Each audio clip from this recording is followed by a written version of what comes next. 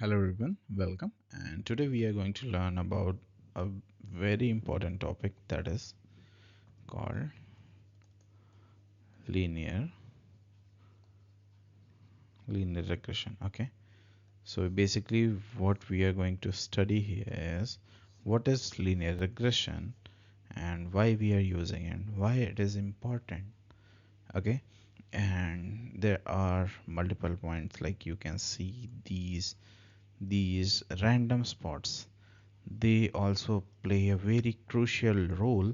So today we are going to learn about everything.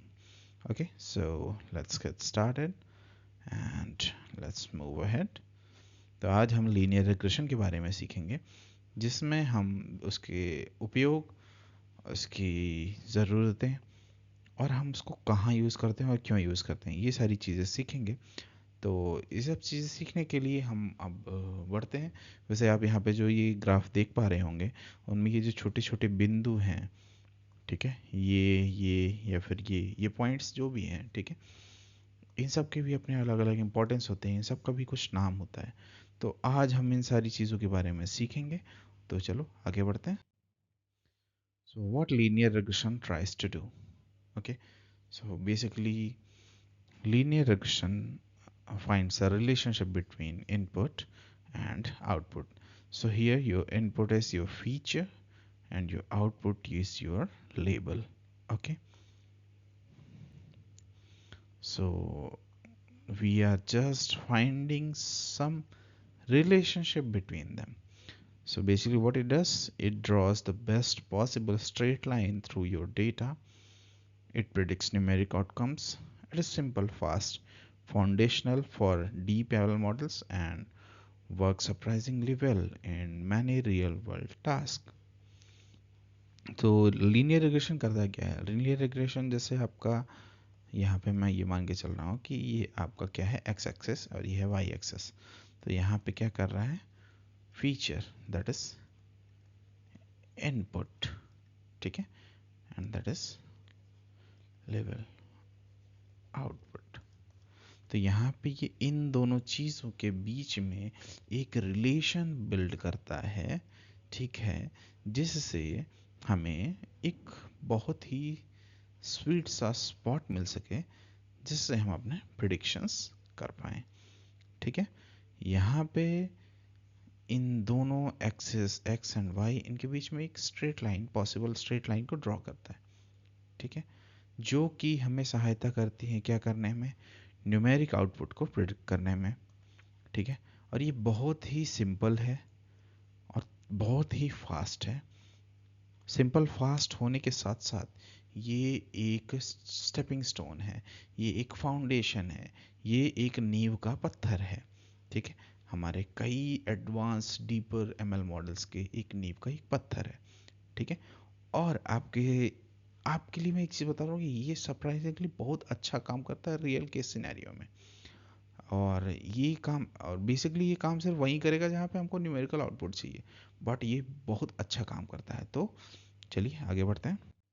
So what we have here is some real life examples for linear regression, and today we are going to learn in this slide where we are using the linear regression model for the prediction.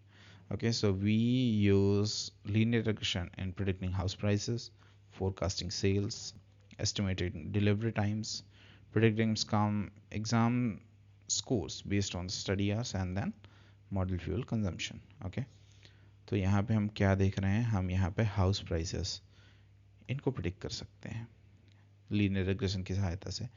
Sales कितनी ज़्यादा होंगी उसका forecast कर सकते हैं। Delivery time क्या होगा वो हम एस्टिमेट कर सकते हैं। एग्ज़ाम स्कोर्स आपके पढ़ने के घंटों के हिसाब से वो प्रिडिक्ट कर सकते हैं। और मॉडल फ्यूल कंजम्पशन, मतलब एक आइडियल फ्यूल कंजम्पशन, ये भी यहाँ पे प्रिडिक्ट कर सकते हैं, ठीक है। तो यहाँ पे मैं अब आपको बताना चाहूँगा हाउस प्राइस प्रिडिक्शन कैसे हो रहा है, ठीक है। अब आप यहाँ पे देखो कि मान लो यहाँ पे इसको हम प्राइस लेके चलते हैं, यहाँ पे ले लेते हैं ईयर, ठीक है। प्राइस और ईयर हमने दोनों को ले लिया है यहाँ पे। और अब हम यहाँ पे बढ़ रहे हैं अपना price so and so and so and so this. तो हमारे पास जो ये डेटा आया, ठीक है, इनका कोइंसाइडिंग पॉइंट ये है, इसका ये है, इसका ये है, इसका ये है, इसका ये है। तो हम एक बेस्ट फिट लाइन ड्रॉ करेंगे जो कि एक ट्रेंड बनाएगी कि ईयर बाय ईयर प्राइस कैसे इन्फ्लेट हुए हैं, ठीक है। और इस मॉडल पे ट्रेन होते हुए हमारा मॉडल आगे के आने वाले ईयर्स पे एक ट्रेंड सेट देख सकता है कि अगर हिस्टोरिकली कुछ प्राइस इस तरीके से अप्रेज हुआ है तो आगे आने वाले भविष्य में इसका रेट क्या हो सकता है, ठीक है। उसी प्रकार से सेल्स की, अगर फलाना एंड ढिमा का क्वार्टर्स पे, ठीक है, सेल्स इतनी गई, ये इतनी गई, तो हमारे पास हिस्टोरिकल डेटा पूरा का पूरा रहा, हमने उस पर ट्रेन किया, तो हो सकता है Q4 में सेल्स डाउन जा रही हो लेकिन Q3 में सेल्स एकदम से बूम कर रही हो। तो वो सारे फैक्टर्स, सारी चीज़ों पे ट्रेन करते हुए अपने आप से सीखता है, पैटर्न सीखता है कि क्या क्या फैक्टर्स यहाँ पे आ रहे हैं, यहाँ पे सेल्स बढ़ रही है, घट रही है, फिर वहाँ पे आपको एक सेल का एक फोरकास्ट देता है, ठीक है। उसी प्रकार से हमारा डिलीवरी टाइम, एग्ज़ाम स्कोर्स और model fuel consumption. Model fuel consumption कैसे? मॉडल फ्यूल कंजम्पशन बेसिकली मैंने इसके पहले भी आपको बताया था कि अगर आपकी गाड़ी का वेट ज़्यादा है, तो फ्यूल कंजम्पशन बढ़ेगा, मतलब इकोनॉमी घटेगी, ठीक है। तो आपके फ्यूल इकोनॉमी, वेट ज़्यादा होता है तो आपका फ्यूल इकोनॉमी घटती है। तो एक मॉडल आपका तैयार हो जाता है कि जैसे 100 किलो में 100 केजी की जो भी व्हीकल है वो अगर 110 किलोमीटर चल रहा है, ठीक है, तो यहाँ पे 1000 आएगा, तो वो कितना आ रहा है, यहाँ पे मान के चलो 32 दे रहा है, ठीक है। तो यहाँ पे 1500 100 दे रहा है। तो हम कुछ इस प्रकार से एक मॉडल रेफरेंस तैयार कर सकते हैं कि हमारा जो फ्यूल कंजम्पशन है वो या फिर हमारा व्हीकल इकोनॉमी क्या देगा, ठीक है। Now let's get started with the core idea of linear regression. Okay, so what we do, we assume a relationship like y is equal to mx plus b. Basically it is straight lines equation, y is equal to mx plus c. Okay, c is constant here. This is straight lines formula, straight lines equation. Okay, so this is one of the most important thing. Then here x is input, y is output, m is slope and b is intercept. Okay, the model learns m and b from the data. So here like what we are learning here, यहाँ पे हम क्या सीख रहे हैं, यहाँ पे हम उसका कोर आइडिया कुछ इस प्रकार से है कि हमने स्ट्रेट लाइन का इक्वेशन पढ़ा होगा, y is equal to m x plus b, b यहाँ पे बी ये सी ये कांस्टेंट है, कुछ भी हो सकता है, तो हम उस पर ज़्यादा फोकस ना करते हुए आगे बढ़ते हैं, ठीक है। तो यहाँ पे हम क्या कर रहे हैं कि हम इनपुट दे रहे हैं, आउटपुट है हमको पता, स्लोप है हमारे पास और इंटरसेप्ट है हमारे पास, और मॉडल जो है वो ये दोनों चीज़ें एम और बी कहाँ से लाता है, वो हमारे लेता है डेटा से। तो आगे बढ़ते हैं, और बेसिकली हमारा स्ट्रेट लाइन का फॉर्मूला है, उसी पे बेस्ड है ये सारी चीज़ें। तो आगे बढ़ते हैं, उनके बारे में और डिटेल में सीखते हैं, ठीक है।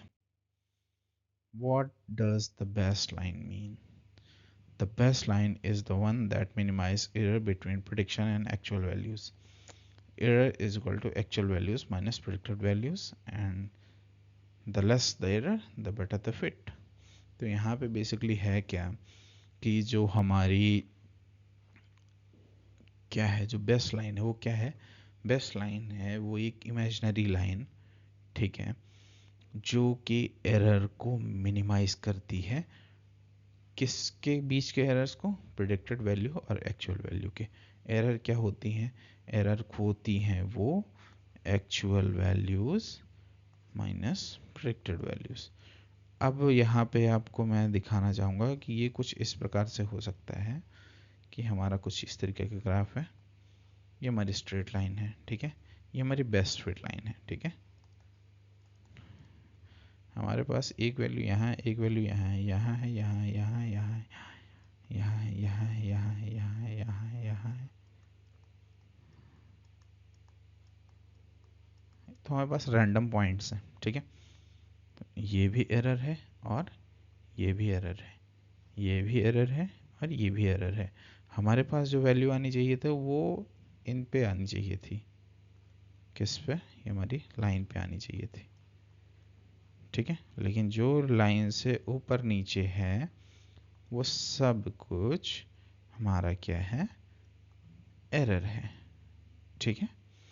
तो यहाँ पे हमारा मेन जो मोटिव है वो है लाना अपना एक बेस्ट फिट लाइन पे पॉइंट्स को लाना, पॉइंट्स को कुछ इस प्रकार से रखना कि हमारे बेस्ट फिट लाइन पे आए और हमको एक्यूरेट वैल्यू दें, ठीक है। यहाँ पे जितना ही कम एरर होगा उतना ही बेटर वो फिट बनेगा, ठीक है। जैसे मान के चलो कि हमारी प्रेडिक्टेड लाइन हमारी कुछ यूँ आनी चाहिए थी, ठीक है। हमारी वैल्यूज़ यूँ यूँ यूँ यूँ और कुछ वैल्यूज़ आ रही हैं यूँ यूँ यूँ यूँ यूँ, ठीक है। तो हमारे लिए बेस्ट फिट लाइन कौन सी हो गई, हमारे लिए बेस्ट फिट लाइन तो ये है। तो इस पे जो वैल्यू कोइंसाइड कर रही हैं वही हमारे लिए एक्चुअल वैल्यू है, ठीक है। बाकी जो भी 19-20 हो रहा है, ऊपर जा रहा है, नीचे आ रहा है, वो सारा का सारा एरर है। Loss function, so what do you mean by loss function? Okay, so loss function here, what you're going to see is linear regression uses mean square errors. Okay, MSE is equal to average of prediction minus actual to the power 2, that is square of prediction minus actual error. Okay, so यहाँ पे अब हम कैसे बात कर सकते हैं कि यहाँ पे मान के चलिए कि हमारा लीनियर रिग्रेशन है वो यूज़ करता है mean squared errors. Mean squared errors कैसे, जैसे हमारा सिंपल एरर है, हमारे अगर हमारे वैल्यू आनी चाहिए थी यहाँ पे 5, ठीक है, हमारी वैल्यू आनी चाहिए थी, मैं कहता हूँ हमारी ये जो ग्रीन लाइन आनी चाहिए थी वो है यहाँ पे 5, ठीक है। लेकिन हमारी जो वैल्यूज़ आ रही हैं वो 10 आ रही हैं, कोई 4 आ रही है, कोई 6 आ रही है, कोई कुछ आ रही है, कोई कुछ आ रही है, ठीक है। तो ये सारी की सारी वैल्यूज़ क्या हैं, ये सारी की सारी वैल्यूज़ एरर हैं और हमारी बेस्ट जो लाइन है वो क्या है, 5 है। तो आप कुछ इस प्रकार से समझो कि हम कुछ इस प्रकार से MSE निकालते हैं कि हमने मान लो 4 डेटा लिए, ठीक है, 4 डेटा लिए और मैं किसी 2 डेटा के बीच का कंपैरिजन लेता हूँ, जैसे 10 और हमारी एक्चुअल क्या है 5, ठीक है। तो यहाँ पे इन दोनों के स्क्वायर का एवरेज, ठीक है, मतलब यहाँ पे मान के चलो 5 का स्क्वायर हो गया 25, तो 12.5, तो पेनाल्टी मिल रही है यहाँ पे किसको, हमारे मॉडल को, कि तुम कितने ज़्यादा ऑफ हो, ठीक है। वाई स्क्वायर्ड, अच्छा हम स्क्वायर्ड ही क्यों यूज़ करते हैं, it punishes big mistakes very heavily, okay, because how, if you see that there is a difference of 10, like yeah, you have 1 point that is 10 and your value should come around 5, so we are just squaring it and we are like considering this as not error of 10, we are considering this error of 100, even 121 in case of 11, or in case of 12 we are considering it as 144। तो यहाँ पे हम बहुत ही मतलब सीधा सा हम square करते हैं, अगर कुछ भी वैल्यू इसमें 19-20 का है तो हम सीधे उसको स्क्वायर करते हैं और वहाँ पे हम मॉडल को पनिश करते हैं कि भाई तुम गलत कर रहे हो, समझ गए ना। It helps smooth gradient descent, ये हमारा जो ग्रेडियंट डिसेंट है। अच्छा, ग्रेडियंट डिसेंट एक ऐसा टॉपिक है, इसके बारे में हम आगे चल के और डिस्कस करेंगे। ये बहुत ही इंटरेस्टिंग सा टॉपिक है, ठीक है। And it makes optimisation easier.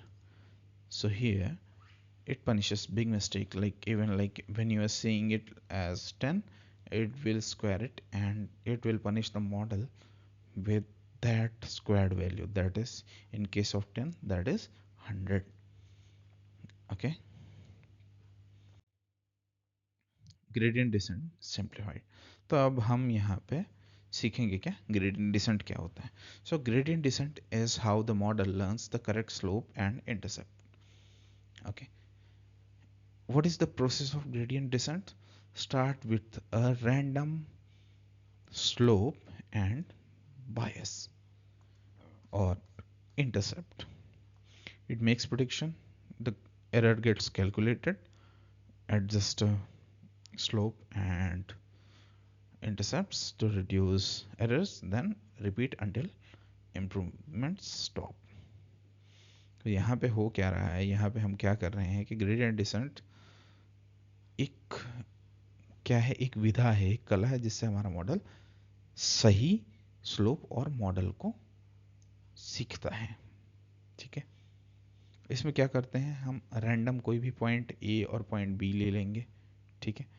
कोई भी एक पर्टिकुलर स्लोप ले लेंगे, वहाँ से हम अपने मॉडल को स्टार्ट करेंगे, ठीक है।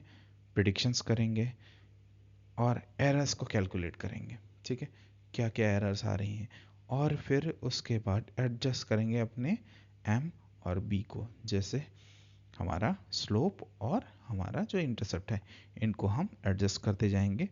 जब क्यों एडजस्ट करना है, क्योंकि हमको अपनी जो एरर्स हैं उनको रिड्यूस करना है, ठीक है। और ये तब तक हमको रिपीट करते रहना है जब तक इम्प्रूवमेंट होना बंद नहीं हो जाए।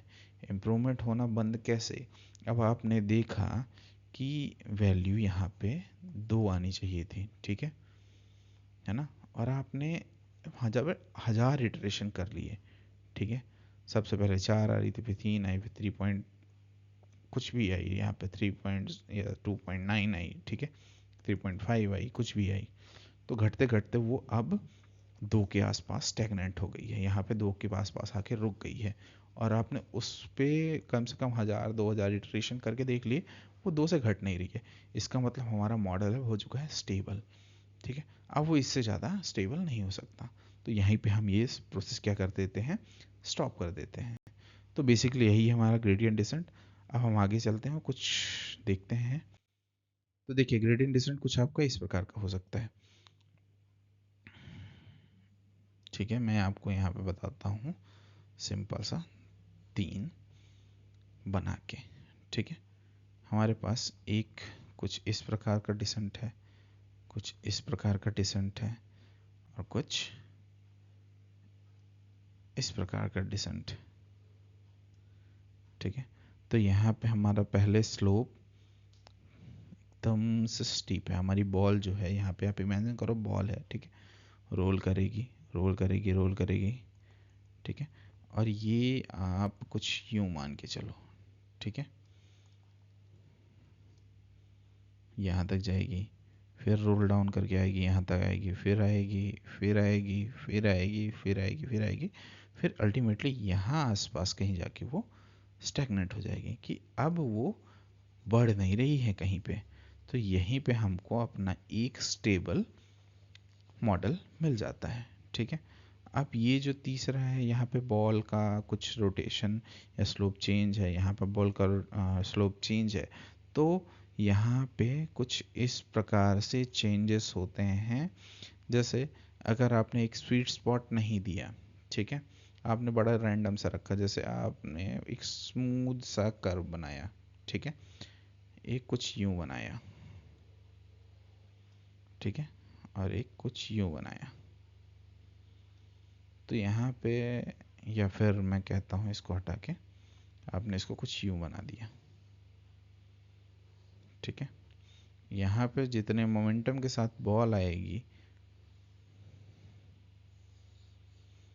ठीक है, और कई बार तो यहाँ से जंप भी कर जाएगी, क्यों, क्योंकि आपने स्लोप बहुत हाई रखा हुआ है। तो हमको कुछ ऐसा स्लोप रखना है जो स्मूथ हो, साथ साथ में एक फिक्स इंटरवल के बाद हमारे मॉडल को क्या कर दे, स्टेबल कर दे। अब आप इसको कुछ इस तरह के इमेजिन करो कि हमारा एक बाउल है, ठीक है, हमारा एक बाउल है, यहाँ पे हमने अपनी बॉल एक छोड़ दी, ठीक है, बॉल जाएगी एक बारी ऊपर, यहाँ से आपने छोड़ी, फिर आएगी नीचे, फिर जाएगी ऊपर, फिर आएगी नीचे, जब तक मोमेंटम रहेगा वो चलती रहेगी। लेकिन एक पॉइंट ऐसा आएगा जहाँ पे वो एक्सट्रीम स्टेप्स लेना बंद करके और एक बड़े ही छोटी जगह पे अपना ऑसिलेट करेगी, या फिर हिलती रहेगी, या फिर यहाँ पे आके स्टैग्नेंट हो जाएगी। तो हमारा जो ग्रेडियंट डिसेंट है वो कुछ इसी प्रकार से काम करता है, ठीक है। अब देखो, why linear regression is convex, so यहाँ पे we are going to learn like loss surface for linear regression is shaped like perfect bowl, only one minimum. The algorithm always finds the best solution and it is easy to optimize, no risk of getting stuck in bad local minima. How? अब आप ये सोचो कि यहाँ पे हमारा जो linear regression है वो कॉन्वेक्स ही क्यों होता है, ठीक है। कॉन्वेक्स इसलिए होता है कि the loss surface for linear regression is shaped like perfect ball. तो हमारे जो लीनियर रिग्रेशन के लिए जो लॉस सरफेस होता है वो एक बाउल, एक कटोरी की तरह होता है, ठीक है। उसका सिर्फ एक मिनिमम पॉइंट होता है। आप कुछ यहाँ पे 3D है, आप यहाँ पे देखो 2D में कि हमारे ये बाउल है, ठीक है। तो यहाँ पे मिनिमम पॉइंट सिर्फ एक ही है यहाँ पे, ठीक है। The algorithm always finds the best solution. तो यहाँ पे जो एल्गोरिदम है उसको हमेशा बेस्ट सॉल्यूशन मिलता है, क्यों? क्योंकि इसके पास सिर्फ एक ही मिनिमम पॉइंट है, मल्टीपल नहीं है, ठीक है। अगर यहाँ पे अगर हम सेम स्क्वायर रखते या फिर रेक्टेंगुलर रखते तो ये मल्टीपल मिनिमम पॉइंट्स हो गए ना, इनमें से कहीं भी स्टॉप कर सकती है, ठीक है। तो इसीलिए ये बाउल शेप में है, ठीक है। इसका एक ही मिनिमम पॉइंट है और वहाँ से ड्रिफ्ट नहीं कर सकते। और ये इजी टू ऑप्टिमाइज, मतलब देखो इजी टू ऑप्टिमाइज कुछ इस प्रकार से कि अगर आपने कटोरी में बॉल छोड़ी या फिर आप कढ़ाई देखी होगी, ठीक है। कढ़ाई को आप ये देख के चलोगे, कढ़ाई में अगर आप कोई नींबू नींबू रखते हो, नींबू छोड़ते हो, तो सबसे पहले अगर टॉप से छोड़ोगे तो कुछ देर तक तो मूवमेंट करेगा, फिर अपने सेंटर पे आके स्टेबल हो जाएगा, ठीक है। तो ये ईजिली ऑप्टिमाइज किया जा सकता है।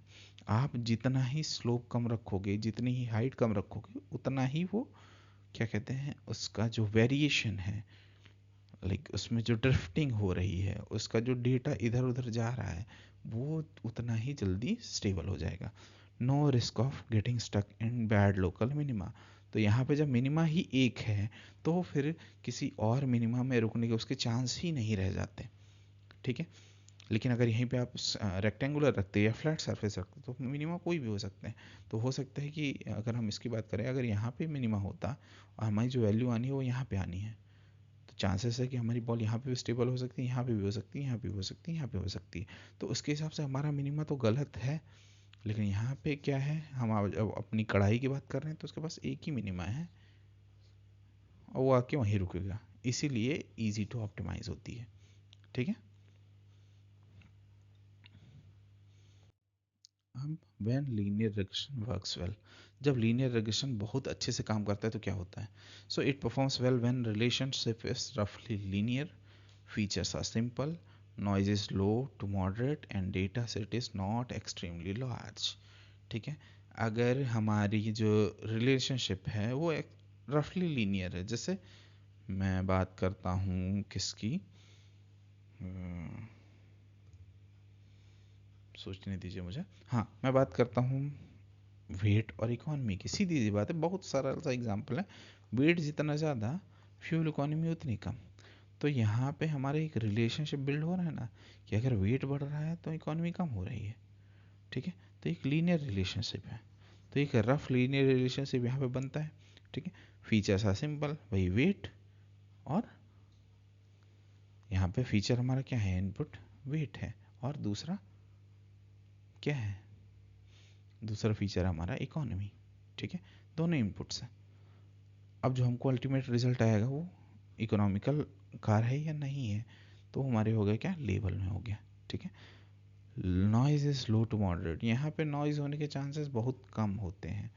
ठीक है, अगर नॉइज होने के चांसेस कम हैं या फिर नगण्य हैं या फिर बहुत ही मतलब एक बोलते हैं ना मिडिल ग्राउंड पे है, सामान्य से नॉइज है, वहाँ पे ये बहुत अच्छे से काम करेगा। Data set is not extremely large, अगर डेटा सेट बहुत ही बड़ा नहीं हुआ then it is good to go thing. Okay, when linear regression fails, linear regression fail कहाँ पे होता है? Okay, it fails when patterns are non-linear, outliers distort the line, features interact in complex way, data constraint strong noises, like data contains strong noises and data set is multi-model. So basically यहाँ पे अगर हमारे pattern जो है non linear है, ठीक है, मतलब सिंपल सी बात है, a is not directly proportional to b. ठीक है, यहाँ पे कोई और फैक्टर काम कर रहा है सी या डी जो कि एक रिलेशनशिप बनवा रहा है, तो यहाँ पे ये फेल हो जाएगा। Outliers distort the line. ठीक है, एक्सट्रीम जो वैल्यूज़ हैं, एक्सट्रीम एक्सटर्नल फैक्टर्स जो कि हमारी वैल्यू को बहुत ही गलत दिशा में ले जाते हैं, ठीक है, वहाँ पे ये फेल हो जाता है। Features interact in complex way, basically हमारा जो फीचर हम जो इनपुट देते हैं वो बहुत ही ज़्यादा कॉम्प्लेक्स है, तो ये फेल हो जाएगा। ठीक है, डेटा कंटेंस स्ट्रॉन्ग नॉइज, भैया हमारा जो डेटा है वो बहुत ही फॉल्टी है, बहुत सारी कमियां हैं उसमें, तो ये फेल हो जाएगा। और data set is multi modal, multi modal मतलब देखिए सीधी सी बात, अगर मैं लीनियर रिग्रेशन की बात करूँ तो जहाँ पे हमारे को न्यूमेरिकल डेटा चाहिए, ठीक है, न्यूमेरिकल प्रेडिक्शन चाहिए, ये सिर्फ वही काम करता है। उसके अलावा अगर किसी अन्य चीज़ की आप इससे उम्मीद करेंगे तो ये फेल हो जाएगा। Then real world case study, now here we are just checking one example, that is predicting delivery time. So here what we have, we are having features, distance, traffic condition index, time of the day, day of the week, and output is predicted delivery time, that is in minutes. So linear regression finds a simple relationship between these factors and delivery time. तो यहाँ पे जो हमारे features हैं जैसे कि distance, traffic condition index, time of the day, day of the week, तो हमारा ट्रैफिक किस प्रकार से ये इस पर्टिकुलर दिन मूव करता है, वो चीज़ें सब कुछ कंसिडरेशन में लेके एक रिलेशनशिप बिल्ड करेगा ये, जो कि हमको मिनट्स में अपना डिलीवरी टाइम दे रहा है। ठीक है, तो यहाँ पे इसका इस मतलब इन दोनों चीज़ों का आपस का रिलेशन, इन दोनों का देन इसका मतलब ये सारे आपस में इंटरेक्ट करके और एक रिलेशनशिप बिल्ड करेंगे और एक कॉमन चीज़ पे आएंगे कि हाँ भाई एक्सपेक्टेड डिलीवरी टाइमिंग्स। तो बेसिकली हमारा लीनियर रिग्रेशन कुछ इस प्रकार से काम करता है। अब आपको इसके न्यूमेरिकल पार्ट्स में जाना है या मेजर मैथमेटिकल पार्ट्स में जाना है, you can refer some other good videos. This was for basic explanation only, and so this is all from my side on this topic, and we will be moving ahead to another topic, and we'll see you in the next live or next class. तब तक के लिए thank you.